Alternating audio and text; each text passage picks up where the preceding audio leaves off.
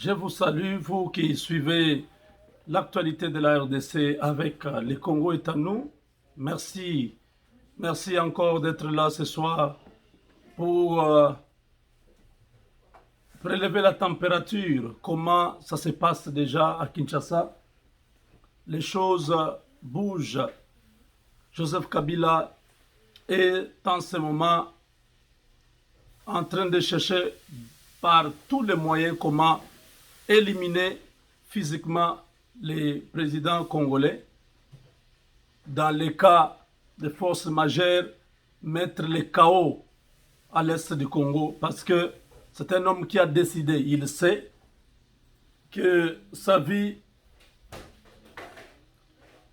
est déjà entre les mains des Américains. Ce sont des Américains qui vont s'occuper de lui. Kabila ne va pas échapper.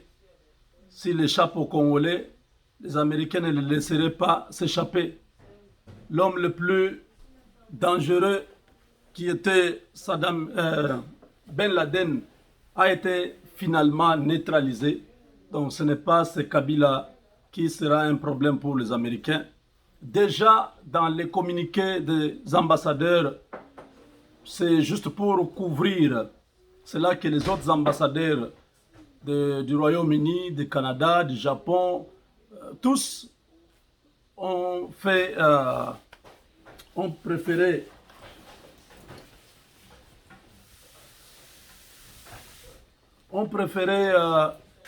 faire ces communiqués, mais dans la réalité, c'est les États-Unis qui passaient les messages à Kabila.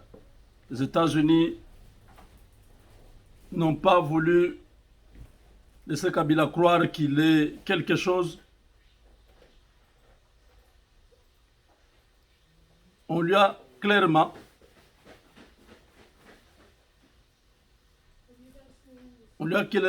dit s'il ose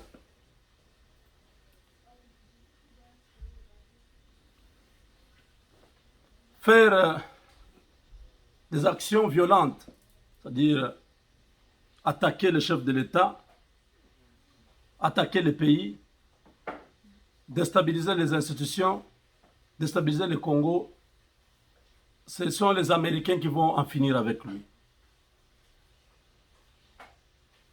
Kabila menace, il menace Félix Tshisekedi. Il y a une grande menace qui pèse sur lui. Voilà pourquoi vous avez vu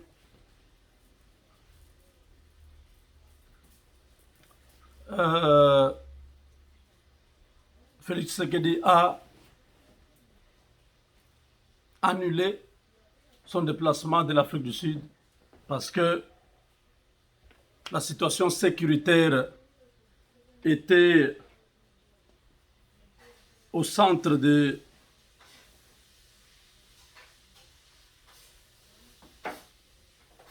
la préoccupation des services secrets.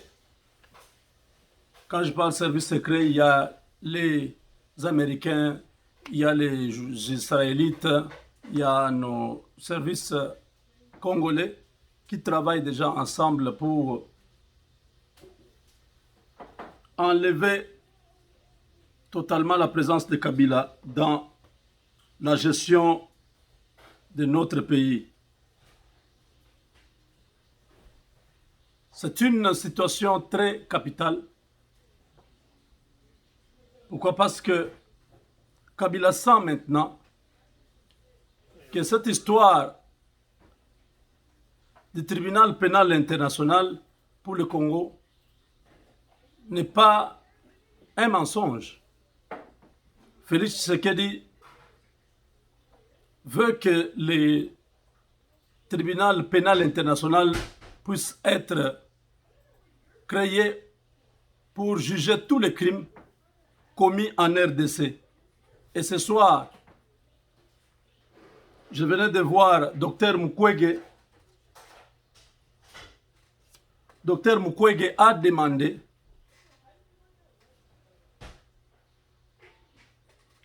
d'accélérer. Il a demandé à l'ONU Il a écrit à l'ONU en train de demander d'accélérer avec ces procédures, cette procédure, que ce soit trop vite. Dr Mukwege invite le Conseil de sécurité à soutenir la mise en place des mécanismes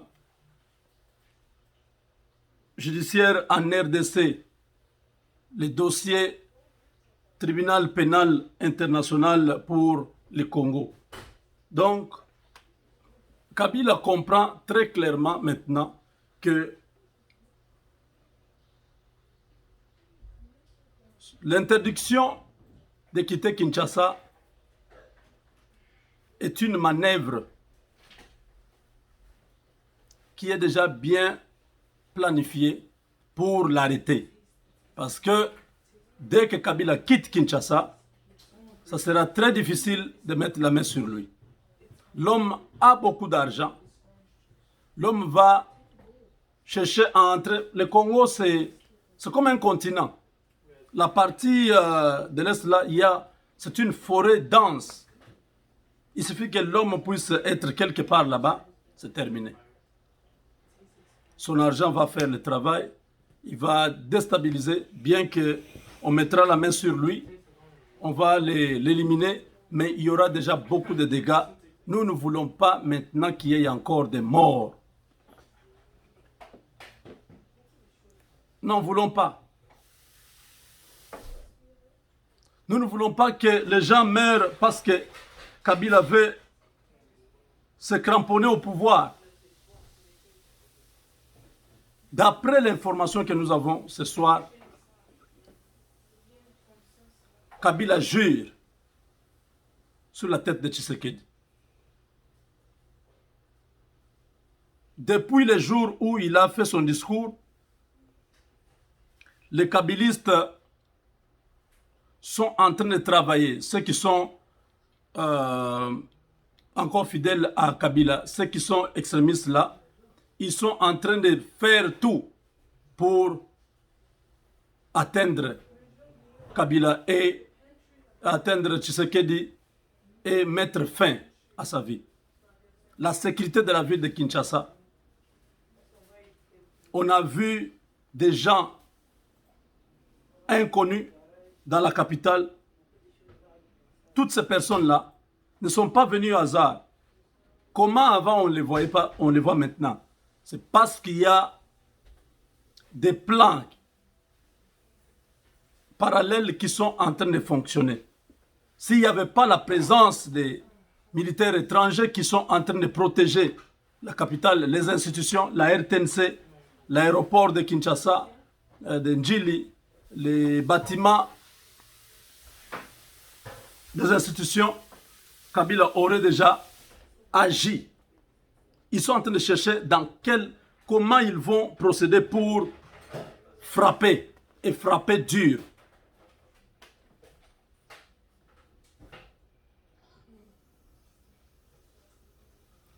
Moi, je pense que le président de la République, c'est le moment.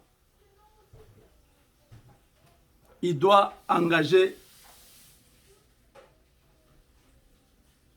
des discussions claires, j'ai toujours dit ça, avec les Américains pour que les Américains puissent s'occuper du reste.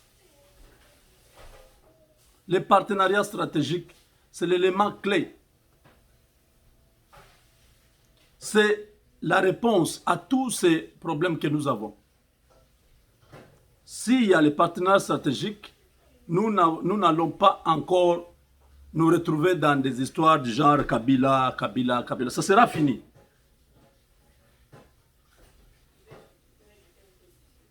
Tant que nous sommes encore dans une position de faiblesse, nous devons chercher à bien négocier notre collaboration avec les Américains. C'est l'unique pays qui peut nous aider. Les Français, les Belges, tous ces gens-là sont des gens seulement qui sont mal intentionnés, qui vont chercher à profiter des minéraux du Congo. Ainsi, ils ne vont rien faire pour nous.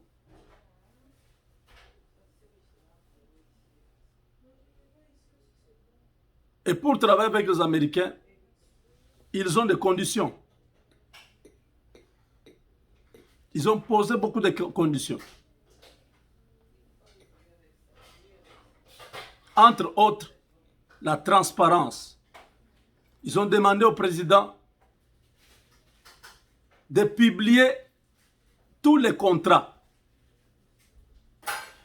Nous avons dit à l'époque, parce qu'on savait que c'était la démarche, les Américains ne travaillent pas avec un pays qui n'a pas de transparence.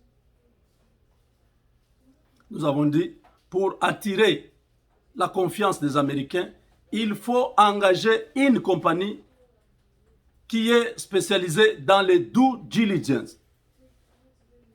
Si on fait les due diligence chez nous, au Congo, dans tous les domaines, dans les contrats que nous avons déjà, tous ces contrats qui ne donnent aucun avantage aux Congolais, lorsque tout sera fait et que les résultats, même si ça peut éclabousser certaines personnes, même si ça peut conduire à l'arrestation de certaines personnes, même si ça peut amener les Congolais à connaître la vérité, c'est important. C'est important pour les Américains. Au moins, en ce moment-là, ils peuvent vous faire confiance. Ils peuvent venir travailler avec vous. Aucune compagnie américaine ne viendra au Congo s'il n'y a pas la transparence. Et lorsque le président engage ce genre de négociations à travers ces partenariats stratégiques, il engage la République. Et le gouvernement américain va de son côté aussi régulariser cela pour que ça soit officiel et que les choses se fassent normalement. Ça a été toujours comme ça. Le président peut être de bonne foi. Mais lorsqu'il est entouré de gens qui sont mal intentionnés, des gens qui vous disent « Ah bon, les Américains, ils ont trop de conditions. Bazo compliqué Makambo. » Alors, quand vous avez des gens comme ça, ceux qui n'ont pas compris, et par conséquent, ils ne vont pas aider le chef de l'État. Ils ne vont pas l'aider. Les conditions des Américains sont importantes parce que ça va donner de la valeur à l'engagement que les Américains prennent. Pour que les Américains soient engaged, qu'ils soient engagés dans cette collaboration, dans ces partenariats, il faut que les requirements, donc les conditions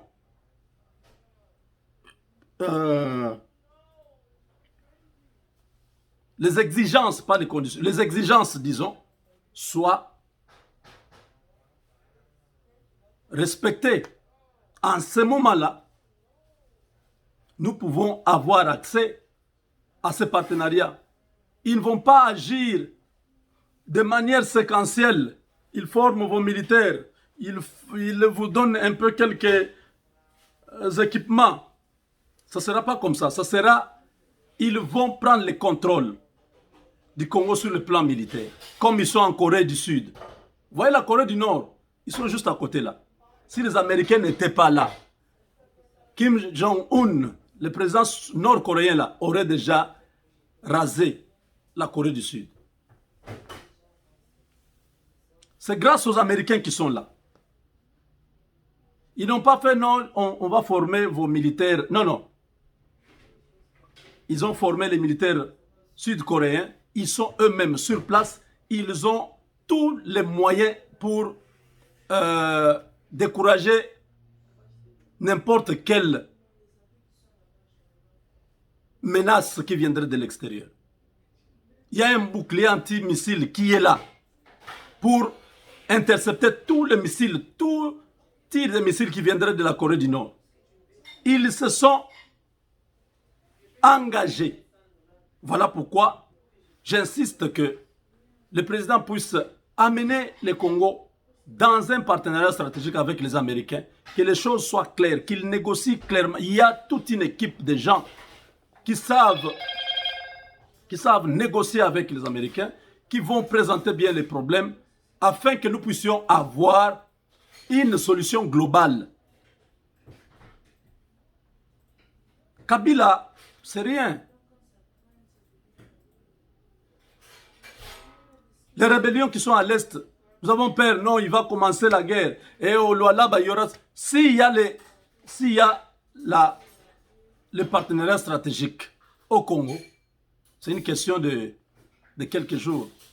Il vient, quel que soit le président qui sera au pouvoir ici aux États-Unis, le Congo aura toujours à bénéficier de la protection des États-Unis, à bénéficier de tous les services qui peuvent développer notre pays, de tout ce qui peut nous aider à être capables de pouvoir redresser la vie de nos concitoyens. Le département de la Défense, c'est le département qui absorbe le plus grand budget du gouvernement américain. La défense, c'est le premier grand département aux États-Unis. Quel que soit le président qui sera là, ce département fonctionne. Si nous sommes attaqués, si nous avons un problème, nous serons toujours soutenus parce que le Pentagone va faire son travail. Nous avons besoin de sécuriser le pays. Nous ne pouvons pas laisser ce Kabila, avec tout l'argent qu'il a volé là, commencer à inquiéter le pays, commencer à menacer l'intégrité de notre territoire.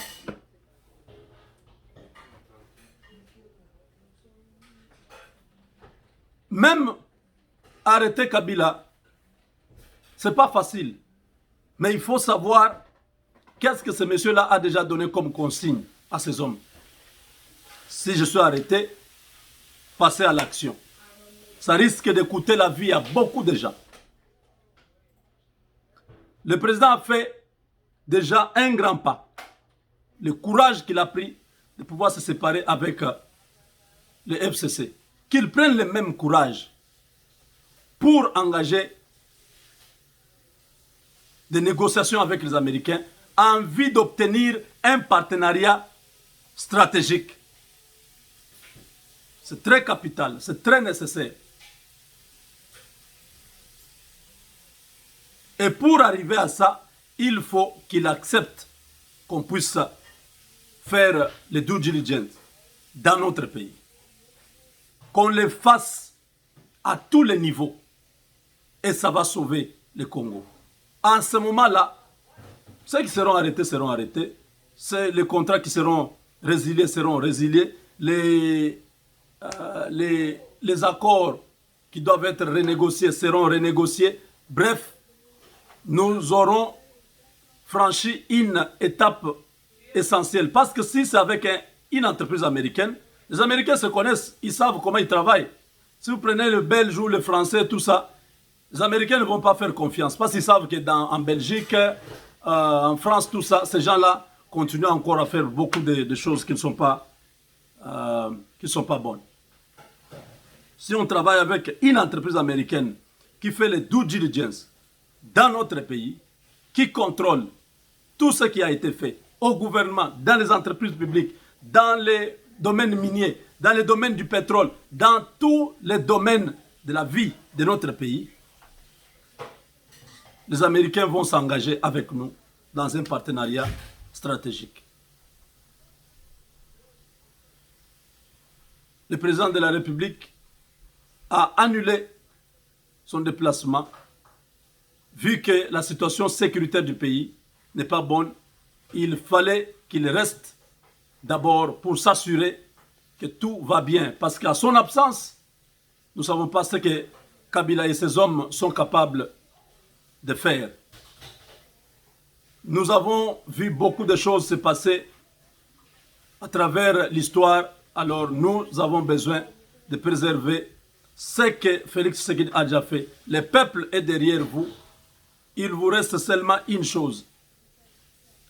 Prenez le partenariat stratégique. Vous serez complet. Vous aurez tout. Parce qu'en ce moment-là, vous aurez déclenché une vague du changement dans le pays.